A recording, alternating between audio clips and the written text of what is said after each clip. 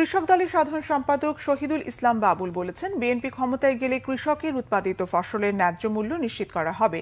প্রতিটি ইউনিয়নে শস্য ক্রয় কেন্দ্র গড়ে তোলা হবে। বিকেলে ফরিদপুরের নগরকান্দা উপজেলার চাঁদহাট বাজার মাঠে কৃষক সমাবেশে প্রধান অতিথির বক্তব্যে তিনি কথা বলেন। শহীদুল ইসলাম বাবুল আরও বলেন, অতিবৃষ্টি বা বন্যা খরার কারণে ফসল নষ্ট হলে কৃষক যাতে সরকার থেকে ক্ষতিপূরণ পায় সেজন্য শস্য বীমার ব্যবস্থা করবে তার দল। কৃষকের ভাগ্য উন্নয়নে সবই করা হবে বলে আশ্বস্ত করেন তিনি।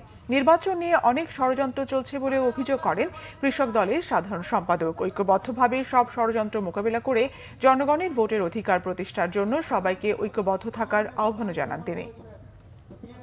আমাদের দল কোনো অন্যায়কে প্রশ্রয় দেবে না, কোনো প্রতিহিংসাকে আমরা প্রশ্রয় দেই না, কোনো নগ্নতাকে আমরা প্রশ্রয় দেই না, মতের কারণে কারো উপর নির্যাতনকে প্রশ্রয় দেয় না।